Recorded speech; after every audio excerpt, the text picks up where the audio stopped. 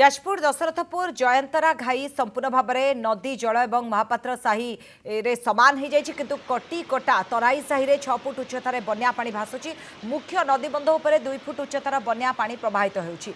Dasharathpur block कटिकटार माझी साही तराई साही कपुड़िया साही 70 परिवार जदि देखा ताले घर उपर 5 फुट बन्या जल प्रवाहित होउची। जयंतरा महापात्र साही 100 परिवार एहा द्वारा प्रभावित होइछथि। जाजपुर पूर्वतन विधायक तथा बीजेडी उपसभापति प्रणव प्रकाश दास बन्यांचल बुली देखा सह निजस्व भाव में सहायता देवाक से सूचना देते। तेज बबी दास बीजेडी पक्षर जिला सभापति सरोज महापात्र सहित स्थानीय नेता बन्यांचल बुली देखा सह तुरंत सहायता पे प्रशासन को दाबी जनाई। बीजेपी नेता गौतम राय बैतरणी और काणी नदीबंध बुली देखा सह प्रशासन और सरकार संपूर्ण सजग रही। काणी नदी मुहाण कस्पा पंचायत ब्रह्मचारी पाटणा अहियास पंचपड़ा पलासाही कंटपड़ा ठारे नदीबंध बुड़ी बन्या जल गाँ और चाष जमी को माड़ी जाइछि। तरपदा पंचायत डोभा बिल पाटणा ठारे बंध बुड़ी 2 फुट उच्चतार बन्या जल प्रवाहित होबारु बंध तरी अतड़ा खाइबार लगी जहाँफल बर्तमान अंचलवासी आतंकित अवस्था अछंती। तेबे बर्तमान ये जो चित्र आम आपको देखा ये दशरथपुर चित्र जे जाजपुर दशरथपुर केमती स्थिति रही जे घाई संपूर्ण भाव में जेहेतु भांगी जहाँफल बर्तमान जो आखपाखे जो महापात्र साई रही सेठी जदि देखिए आपण किसी जना पड़ूना नदी जल गाँव में पशि जाइए तो गोटे प्रकार रास्ता कोटा कौन कोटा किसी जना पड़नी। देखो बाली बस्ता लोक मैंने पकई किंतु एठी घाई होता तो कटिकटा तराई साही में 6 फुट उच्चतार बन्या पानी भासुची। मुख्य नदीबंध उपर 2 फुट उच्चतार बन्या जल प्रवाहित होउची। तो जाजपुर दशरथपुर जयंतरा घाई संपूर्ण भाव में जेहेतु ये घाईटी भांगी जहाँफल एभली गोटे स्थिति देखा मिली। 100 रु अधिक परिवार यह द्वारा प्रभावित होती। पानी केमती लहड़ी भांगुची देखूँ बैतरणी में नदी बंध भांगू एभली स्थिति उपजी। विशेष करके जाजपुर दशरथपुर जयंतरा अंचल प्रभाव देखा मिली। रास्ता उपरे 6 फुट पानी चलुची से भाव में जदि देखा ताले आखपाख अंचल जदि देखा 100टी परिवार यह द्वारा प्रभावित होती। सेपटे यहाँ नहीं वर्तमान समय जनप्रतिनिधि भी पहुंची लोक निजस्व साहाय्य जोगाई देवा कथा सामना को आसी कि यार भितर ये दृश्य देखंतु कोठी चाष जमी कोठी रास्ता कोठी घर को जावाक रास्ता किछि भी जना पड़नी। चारिआडे आखि जुआड़े जाउछि खाली पानी ही पानी। तो एभली स्थिति आम आपको देखा दशरथपुर जयंतरा अंचलर एठी केमती पानी 6 फुट्र पानी रास्ता उपर चलुछि एवं सबू किछि गाँ कोटा चाष जमी कोटा रास्ता कोटा किछि भी जना पड़ुनी।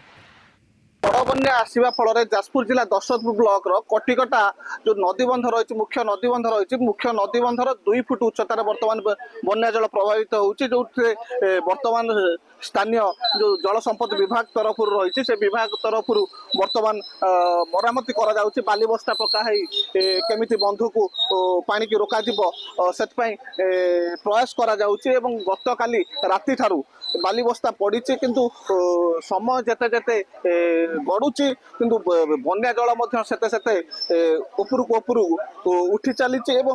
सबुठ गुरुत्वपूर्ण कथा बैतरणी नदीर जयंतरा महापात्र साइठारे गतकाली राति विलंबित राति घाई सृष्टि होता और घाई सृष्टि होगा फल महापात्र साई संपूर्ण जलमग्न हो जाए। किंतु पूर्व जो काणी नदीर शाखा रही कंटपड़ा से बन्या जल प्रभावित होउछि।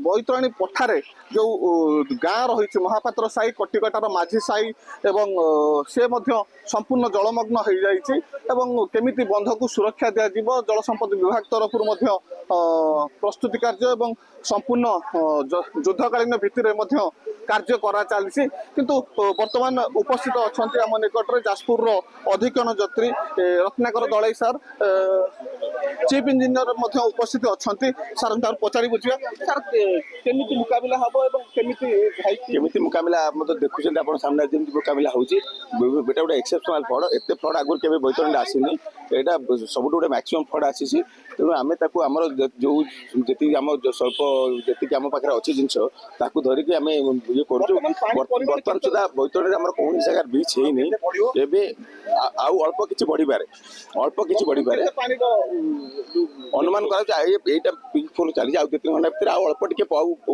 ଅଳ୍ପ ବଢିବ ଆଉ ବେଶୀ ବଢିବ ନାହିଁ ଏମିତି ଏଇଟା ଚାଲିବ କଣ୍ଟିନ୍ୟୁ କରିବ ଏଇଟା 6 ଘଣ୍ଟା ଖଣ୍ଡେ ଚାଲିବ ଏଇଠି ଫ୍ଲୋଟା କଣ୍ଟିନ୍ୟୁ କରିବ 6 ଘଣ୍ଟା ଖଣ୍ଡେ ଯାହା କହୁଥିଲେ ବର୍ତ୍ତମାନ 6 ଘଣ୍ଟା ପର୍ଯ୍ୟନ୍ତ ଏଇ ଯୋଉ ଜଳସ୍ତର ରହିଛି ରହିବା ସହିତ ଏବଂ ଆଉ ଅଳ୍ପ କିଛି ମଧ୍ୟ ପାଣିର ସ୍ତର ବଢିବ ଏବଂ ଆମ ନିକଟରେ ସ୍ଥାନୀୟ ଗ୍ରାମବାସୀ ଅଛନ୍ତି ଏ ଯୋଉ ପାଣି ଆସିଛି ବର୍ତ୍ତମାନ ବର୍ତ୍ତମାନ କେତେ କେତେ ଆଗରୁ ଏଭଳିଆ ହେଇଥିଲା ନା ପ୍ରଥମ ଥର ପାଇଁ ଏତେ ଯୋଉ ପାଣି ହେଇଛି ଆମ ଦେଖିବା ଭିତରେ ଆମେ ଛୁଆବେଳୁ ଆଜି ପର୍ଯ୍ୟନ୍ତ ଏଭଳି ପାଣି ଦେଖିନଥିଲୁ ବୈତରଣୀ ଶାଖା କାଣି ନଦୀର କଣ୍ଟପଡା ନିକଟରେ ମଧ୍ୟ ଯୋଉ ଗତ ବନ୍ୟାରେ ଘାଇ ସୃଷ୍ଟି ହେଇଥିଲା ସେ ଘାଇରେ ମଧ୍ୟ ବୋଧେଇ ଚାଷ ଜମିକି ବନ୍ୟା ଜଳ ମଧ୍ୟ ପ୍ରଭାବିତ ହେଉଛି ଏବଂ ବୈତରଣୀର ଯୋଉ ଶାଖା କାଣି ନଦୀ ରହିଛି ଡୋବାବିଲ ଠାରେ ମଧ୍ୟ ନଦୀ ବନ୍ଧ ବୁଡି ଏବଂ ଗାଁ ଭିତରକୁ ମଧ୍ୟ ବନ୍ୟା ଜଳ ପ୍ରବେଶ କରୁଛି ଯାହାକି ପ୍ରଶାସନ ଏବଂ ପାନୀୟ ଜଳ ବିଭାଗ ତରଫରୁ ଚିନ୍ତାର ବିଷୟ ସାଜିଛି ଏବଂ